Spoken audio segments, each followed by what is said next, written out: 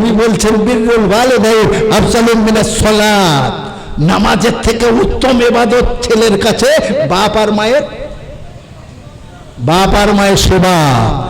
হ্যাঁ, ও সব সারাদিন চৈত্র মাসে রোজা রেখে তুই কত কষ্ট পাস রে ভাই। একজন রোজাদার জাহান্নাম পায়, তার জন্য হারাম হবে। ওই রোজার থেকেও তোর উত্তম ইবাদত হলো তোর বাপ আর মায়ের সেবা করা। সেবা করা মানে চার ভাই মিলে ভাত দেওয়া। ওই সেবা করা মানে এক সপ্তাহ পালায় ভাত দিলে বাপ মায়ের যথেষ্ট হয়ে গেল। ডাক্তারখানায় কে নিয়ে যাবে বলো? যাকাত ওয়া সাদাকাত। হাদিস বলছে সাদকা, দান দান দান। সব থেকে বড় দান কি কোনটা রে বাবা? এ বাবা, সব থেকে বড় দান কোনটা জানো? নবী সাল্লাল্লাহু আলাইহি সাল্লামের কাছে একজন ধনী সাহাবী এলেন, তার নাম ছিল আমর ইবনে জামুনা, কি জামুর ইবনে আমর, এরকম নামটা সঠিক মনে নাই। খুব ধনী সাহাবী ছিলেন। তো রাসূল সাল্লাল্লাহু আলাইহি সাল্লামের কাছে এসে বলতেন, ইয়া রাসূলুল্লাহ সাল্লাল্লাহু আলাইহি সাল্লাম, আমার অনেক অনেক অনেক টাকা দিয়েছেন আল্লাহ, আমার অনেক অনেক অনেক টাকা দিয়েছেন আল্লাহ, এই টাকাগুলো আমি কোন কোন পারপাসে খরচ করব? নবী চুপ হয়ে গেলেন। আমরা হলে ফতোয়া দিয়ে দিতাম, নবী চুপ হয়ে গেলেন। আর ওহী জিবরাইল আলাইহিস সালাম কোরআন শরীফের আয়াত নিয়ে নবীর কাছে আসলেন, বাবার মায়ের ফেভারে বলছেন, কুল মা আনফাকতুম মিন খায়রিন ফালিল ওয়ালিদাইনি ওয়াল আকরাবিন। কোরআন বলছে, আমি বলছি না, হাদিসের কথা নয়, কোরআন বলছে। সঙ্গে সঙ্গে কোরআন নাজিল হলো, কুল মা আনফাকতুম মিন খায়রিন ফালিল ওয়ালিদাইন ওয়াল আকরাবিন। হে কোরআন মাননেওয়ালা মুসলমান শোনো, সব থেকে উত্তম দান হলো, সব থেকে উত্তম দান হলো বাপ আর মায়ের সেবাতে খরচ করা। বলো, 5 লাখ টাকা দিয়ে মসজিদ করেছ, আর তুমি ঈদের দিন বাপ আর মায়ের জন্য সব থেকে সুন্দর কাপড় কিনে এনেছে জলিল, আর তুমি বাপ আর মায়ের সব থেকে নিম্নমানের লুঙ্গি আর কাপড় দিলে, কিন্তু একটা মসজিদ 5,000 টাকায় 5 লাখ টাকায় করে দিলে, তোমার থেকে উত্তম আমল কে করেছে? জলিল জলিল জলিল। 500 টাকার লুঙ্গি 700 টাকার শাড়ি দিয়েছে যে, 5 লাখ টাকার থেকে বড় বড় দানের আমল করেছে সে। আমি আব্দুল ওয়াহাব বলছি না, নবী বললেন, আল্লাহ বললেন, কুল মা আনফাকতুম মিন খায়রিন ফালিল ওয়ালিদাইন ওয়াল আকরাবিন। ও বাবা, তোদের বাপ মায়ের মধ্যে যে আছে তার পিছনে খরচ করা উত্তম দান। আমার টাকায় ঘোড়া দৌড় হচ্ছে, আর 4 ভাগের মা ভাত পাচ্ছে না, বলে এ সপ্তাহে তো রবিবার পর্যন্ত তো মেজর ভাতে, মেজ বউ নিয়ে গেছে শ্বশুর বাড়ি। তাহলে হ্যাঁ গো, মা কোথায় খাবে গো? বরের জিজ্ঞেস করছে বড় গিন্নি, হ্যাঁ গো মেজগিন্নির ভাতে তো মা ছিল, আজকের তো ডেট ও মেজগিন্নি, সে তারা তো বাপের বাড়ি চলে গেল, শ্বশুর বাড়ি চলে গেল, তাহলে মা এই আজকের খাবে কোথায় তুমি বলো? বড় কথা বলছে, মা কোথায় খাবে? তোমার মাথা ব্যথা কেন? মার ব্যাপার মা বুঝে নেবে। মসজিদে গেলে নামাজ পড়তে আল্লাহু আকবার, আল্লাহু আকবার, দাড়িওয়ালা টুপিওয়ালা আল্লাহওয়ালা, লজ্জা করে না? যে মাকে ভাগের মা ভাবছে, ইয়ে বাপকে ভাগের বাপ ভাবছে, ইয়ে সারা জীবন মাকে খাওয়াতে পারে না, ইয়ে সারা জীবন বাপকে খাওয়াতে পারে না, ইয়ে মসজিদ করে, ইয়ে মাদ্রাসা করে, ইয়ে 10,000 20,000 টাকা খরচ করে। আজ বলতে চাই, যাদের বাপ আর মা চলে গেছে, খরচ করনি বন্ধু, এখনো সুযোগ আছে। মাদ্রাসা ওলামা হযরতরা তৈরি করছেন, সেই মারা বাপ আর মায়ের, হ্যাঁ, যদি আপনারা ঋণ পড়ে আজকে শোধ করতে চান, বলুন দেখি কে এমন একজন ভাই আছেন বলবেন ইনশাআল্লাহ মা বাপ জীবিত থাকতে সেবা করতে পারিনি, মা জীবিত থাকতে সেবা করতে পারিনি, মারা বাপ মায়ের রুহের মাগফিরাত কামনা করে 10,000 টাকা দেব আমি নবীর ঘরে, ওয়াজ হবে পরে। যারা ভিডিওটি দেখছেন এখনো সাবস্ক্রাইব করেননি, তারা এখনই সাবস্ক্রাইব করুন। এআর স্টুডিও ধোসাহাট ইউটিউব চ্যানেলটিকে আরো নতুন নতুন গজলের ও ওয়াজের ভিডিও দেখুন। সবার প্রথমে লাইক, কমেন্ট ও শেয়ার করতে ভুলবেন না। ক্যামেরা ও প্রজেক্টর পর্দা মেশিন ভাড়ার জন্য যোগাযোগ করুন 9733640054 এই নম্বরে। আছেন কোনো ভাই? মাত্র 10,000 টাকা চেয়েছি। এবছরের প্রথম মনে হয় এত কম চাইলাম।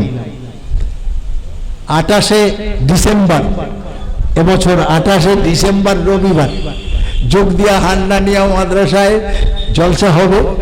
আপনাদের বলছি যাবেন, দেখবেন। যদি আল্লাহ আমার হায়াতে রাখে তো আমি সেদিন বলবো প্রথম কে আছেন বলুন 6 লাখ টাকা। কিন্তু এখানে ছোট মাদ্রাসা, ছোট সমস্যা। মাত্র বলছি কে আছেন বলবেন। সেই বাপ মায়ের ঋণ পরিশোধ করতে বাপ আর মা চাতকের মতো তাকিয়ে আছে, ঠিক মতো আমার আর তোমার জন্য নামাজ পড়তে পারেনি। কাজে কত ব্যস্ত ছিল। যদি নামাজ পড়তো তো মুরগির মতো top top top top top top সেজদা দিত। এ মুসলমান, এত তাড়াতাড়ি যে নামাজ পড়ছো কেন? বলে বলে গাড়ি দাঁড়িয়ে আছে, বলে খুব ব্যস্ত, এক্ষুনি আমার বাড়ি যেতে হবে। কার সামনে ব্যস্ততা দেখাচ্ছ? যে তোমার সৃষ্টি করেছে সে তোমার বলেছে কি, হ্যাঁ, খালাকতুল জিন্না ওয়াল ইনসা ইল্লা লিয়াবুদুন, তোকে ইবাদত করার জন্য সৃষ্টি করেছি। তুই ইবাদত টপ টপ টপ সেজদা দিয়ে বলছিস ভীষণ কাজ আছে। কাকে বলছিস কাজ আছে? এ কাকে বলছিস কাজ আছে? নামাজি নামাজকে বলতে হবে আমার নামাজ আছে। কাজকে বলো নামাজ আছে, নামাজকে বলো না আমার কাজ আছে। আমরা কাজকে বলছি, এখন কি বলে, এখনো পাই ওঠেনি, তাড়াতাড়ি উঠেই আল্লাহ কেন ওরা এগিয়ে যাচ্ছে, পাই তুলতে হবে। যারা রয়েছে তারা বলছে পাই তুলতে হবে। ওই সর্বনাশ। নামাজকে বলো না কাজ আছে, কাজকে বলো আমার নামাজ আছে। নামাজ পড়ি কিরকম আমরা? হ্যালো, শুক্রবার করে মসজিদ ভরে যাচ্ছে, আর 5 ওয়াক্ত নামাজে এক কাতারও হচ্ছে না। রিপোর্ট শুনেছেন আপনারা? কতজন শুনেছেন আমার জানা নাই। এখন হামাসদের সঙ্গে লড়াই হচ্ছে ইসরায়েলের, হ্যাঁ কি না? তা হামাসরা কোথায়? প্যালেস্টাইনে। তো প্যালেস্টাইনের পাশে একটা দেশ আছে যার নাম হলো কাতার, যে খুব ছোট্ট একটা দেশ। তা সে কাতারে মানে উঠোনটার ওদিকটা ইসরায়েল, এদিকটা কাতার। যদি মনে করে 1 ঘন্টায় কাতারকে আমি গ্রাস করে নেব, ইসরায়েল নিতে পারে। তাই ওখানকার মুসলমানরা কাতারকে খুব সম্মান করে চলে।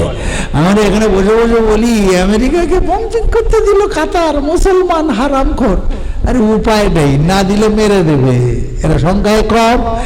সেইখানে মসজিদের একটা ইমাম মৌলানা, তার সঙ্গে একজন বুদ্ধিমান শিক্ষিত মানুষ এবং বুদ্ধিজীবীদের মধ্যে একজন, খুব বন্ধুত্ব গড়ে তুলল। খুব বন্ধুত্ব, না দেখলে থাকতে পারে না এরকম বন্ধুত্ব। তো একদিন বলছে মৌলানা, আমরা ইহুদি বলে আমার বাড়িতে যাবে না, আমার দাওয়াত খাবে না। তো মৌলানা বলছে কেন যাব না, আমার ইসলাম তো মানা করে না। তো বলছে তাহলে কালকে দুপুরে তোমার দাওয়াত থাকলো। মৌলানা গেল, তাহলে বন্ধুত্বের স্বার্থে ও তখন আপেল কেটে এনে দিচ্ছে, খাচ্ছে। হ্যাঁ, নাশপাতি এনে দিচ্ছে, আঙ্গুর এনে দিচ্ছে। আঙ্গুর ভালো লাগছে, মৌলানা খাচ্ছে, আলহামদুলিল্লাহ আলহামদুলিল্লাহ।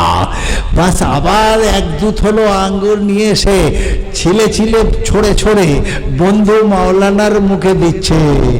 একটু পরে যখন খাওয়া কমপ্লিট হলো, পেটটা খুব তৃপ্তি সহকারে ভরিয়ে নিল, তখন বন্ধু ভিতরে গেছে, গিয়ে 1 বোতল হুইস্কি এনেছে। হুইস্কি বোঝেন? আরে বোঝেন না, মদ 1 বোতল মদ এনেছে। এনে বলছে বন্ধু তোমরা খাও। মাওলানা বলে আস্তাগফিরুল্লাহ, লা হাওলা ওয়ালা কুওয়াতা ইল্লা বিল্লাহ। এই গায়ের কওমের সঙ্গে বন্ধুত্ব করে সর্বনাশ হয়ে গেল। আরে মুসলমান তো মদ খাবেই না, আর আমি তো মাওলানা ইমাম, আমি কি করে মদ খাবো? তুমি বলো। বন্ধু বলছে তোরা সেই আদিম যুগে আজও আছিস রে ভাই। মনে করেছিলাম তোরা মাওলানা, তোরা একটু হবি, কি বলে, তোরা একটু আধুনিক হবি। হ্যাঁ রে, আঙ্গুরগুলো তো বেশ খেলি, আর এটা তো জাস্ট আঙ্গুরের রস। তাহলে আঙ্গুর হালাল হলো, আর তার থেকে রসটা কি করে হারাম হলো? যে মৌলবীদের তোমরা খুব বোকা বলো, সেই মৌলবীর উত্তরটা কি ছিল শোনো। মৌলবী বলছে, তোরা বন্ধু কজন ঘরে আছিস সদস্য? বলে আমরা 3 জন। কে কে? বলে আমার বউ আর আমার মেয়ে। তো বলে ওদের ডাক। তেমনি আপনি যদি একটা ভালো মনের মানুষ হন তাহলে ভিডিওতে একটি লাইক অ্যান্ড চ্যানেলটিকে সাবস্ক্রাইব করুন। আর হ্যাঁ বন্ধুরা, আমি এটা বলি যে সাবস্ক্রাইব করতে কোনো টাকা লাগে না, তাই কিপটামো না করে একটা লাইক এবং একটা সাবস্ক্রাইব করে দাও।